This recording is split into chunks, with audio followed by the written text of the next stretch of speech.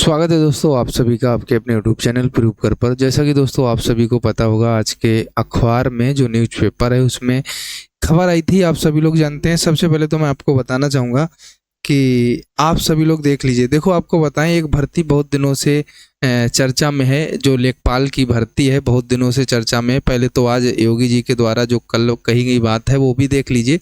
प्रदेश में राजस्व विभाग के 11,000 से अधिक रिक्त पदों पर होगी भर्ती, जिसमें आपके 7,000 पद जो होंगे वो लेखपाल के होंगे। कितने पद होंगे? 7,000 जो पद होंगे वो लेखपाल के होंगे। ठीक है।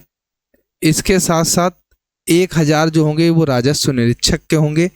कानून गो के 1200, नायब तहसीलदार के 300 और कनिष्ठ लिपिक के 2,000 पद। इन पदों पर भर्ती प्रक्रिया बहुत ही जल्द शुरू हो जाएगी। ये बात आज कही गई थी न्यूज़पेपर में। और हम आप सभी को बता दें, देखो काफ़ी सारे बच्चे जो मन में ख्याल होंगे, क्या पीईटी का एग्ज़ाम पहले होगा इसके बाद में लेखपाल की वैकेंसी आएगी? तो हम आपको बता दें, हर साल पीईटी आता है, लेकिन अभी नहीं आया है, आने वाला ही। आप समझ लीजिए, वैसे इन दिनों में एग्ज़ाम आ जाता था, लेकिन इस बार अभी पेट के फॉर्म नहीं आए हुए हैं। तो हमारा मानना ये है कि जब तक पेट के फॉर्म आएंगे पहले, क्योंकि कई ऐसे बच्चे होंगे जो जिनकी एज अब हुई होगी और जिन्होंने अभी पेट का एग्ज़ाम नहीं दिया होगा। ऐसे बच्चे होंगे, जैसे 1-1.5 साल हो गया है तो नए बच्चे भी आ गए होंगे, और अगर वैकेंसी पहले आ जाएगी तो उन बच्चों का नहीं पढ़ पाएगा जिन्होंने अभी पेट का एग्ज़ाम नहीं दिया है। तो इसलिए पहले यूपी पीईटी आएगा। तो आपको ये बिल्कुल भ्रम निकाल देना है दिमाग में। जो लोग ये सोच रहे हों कि हमारे तो पेट में पहले नंबर कम थे और हमारा तो फॉर्म पढ़ नहीं पाएगा, जैसे पिछली वाली जो भर्ती हुई लेखपाल की, उसमें फॉर्म कई बच्चों के नहीं पढ़ पाए, या पढ़ गए थे, 25 रुपये फीस लगी थी, लेकिन शॉर्ट लिस्ट नहीं हो पाए थे। तो इसलिए पहले पेट ही होगा, आप ऐसे समझ लीजिए। इसके साथ साथ हम आपको एक चीज़ और बता दें, राजस्व विभाग में जो वर्तमान में राजस्व विभाग के अधिकारी हैं वो 49,077 हैं, स्वीकृत हैं, जिसमें से 37,798 पद भरे हैं, 11,279 पद जो हैं वो खाली हैं। यानी कि अभी टोटल 11,279 पद खाली हैं, जिनको भरने का आदेश दे दिया गया है। टोटल पद जो हैं वो 49,077 हैं। भरे कितने हैं? 37,798 हैं। बकाया कितने हैं? 11,279 है। यानी इस पर जो वैकेंसी है वो बहुत जल्द आपके सामने आपको देखने को मिलेगी, है ना। स्टेनो वालों को भी मिलेगी। लेखपाल की जो भर्ती है वो आप सभी को देखने को इसी साल से लेकर के अगले साल तक आपको मिल जाएगी। तो ये बहुत ही आपके लिए अच्छी खबर है। काफ़ी सारे बच्चे ये सोच रहे होंगे। एक चीज़ और बता दें, लेखपाल का सिलेबस क्या रहता है, काफ़ी सारे बच्चों के दिमाग में ये ख्याल होगा, जो इसका पाठ्यक्रम होता है वो क्या रहता है। तो हम आपको ये बता दें, एक तो आपका हिंदी आता है, ठीक है, सामान्य ज्ञान आता है, सामान्य ज्ञान, गणित आता है और ग्रामीण विकास आता है। क्या आता है? ग्रामीण विकास आता है।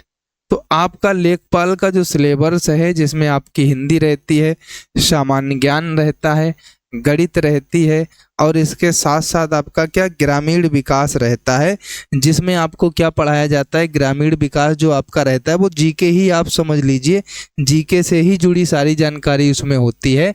और उसके साथ साथ आपको जैसे जो खेत की नपाई के जो पैमाने वगैरह ये सारे होते हैं, इन सारी चीज़ों को भी पढ़ना पड़ता है ना, जो पैमाने होते हैं।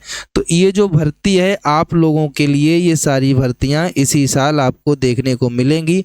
इसलिए आप ऐसे समझ लीजिए कि आपको बेहतर तैयारी करके चलना है। अगर आप बेहतर तैयारी करके चलेंगे तो फिर आपको बहुत ही आसानी रहेगी, नहीं तो आपको फिर दिक्कत होगी, क्योंकि जब जो आपका पेपर होने को आएगा फिर आपको दिक्कत हो जाएगी। ठीक है।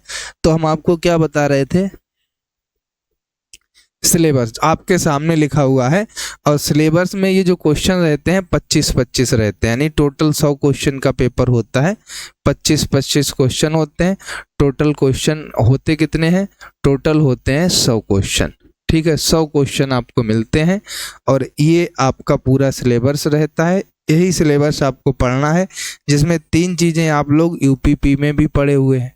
सिर्फ पढ़े क्या नहीं है, 25 नंबर का जो ग्रामीण विकास रहता है, इसमें जितनी भी योजनाएं होती हैं, कृषि से संबंधित जितनी भी जानकारियां होती हैं, ये सारी चीज़ें आपको इसमें देखने को मिलती हैं, जो ये आपका ग्रामीण विकास रहता है।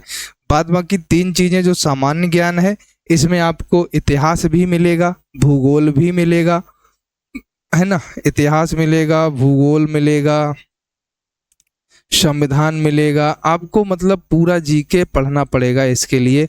अर्थव्यवस्था मिलेगी, ठीक है, अर्थव्यवस्था, इकोनॉमी, है ना, पॉलिटी, आपका ये संविधान हो ही जाएगा, सारी चीजें, करंट अफेयर्स मिलेगा, है ना, सब कुछ पूरा जीके A to Z आपको पढ़ना पड़ता है। और हिंदी का तो सिलेबस आपको पता ही है। गणित में इसमें क्या रहता है, जो 10th का गणित है उससे भी क्वेश्चन आपसे पूछे जाते हैं।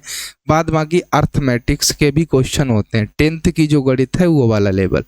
तो आपको इस प्रकार से तैयारी करना है कि ये पूरा सिलेबस जो है, जिसमें सिर्फ और सिर्फ आपको ग्रामीण विकास और 10th का जो आपका सांख्यिकी वाला पोर्शन है, इसके बाद में माध्यिका वाला जो पोर्शन है, बहुलक वाला, माध्यिका निकालना, बहुलक निकालना, ये वाला 2-3 ऐसे चैप्टर हैं जिनको पढ़ना पड़ेगा। बाद बाकी आप लोग जो यूपीपी में पढ़े हो सेम वही।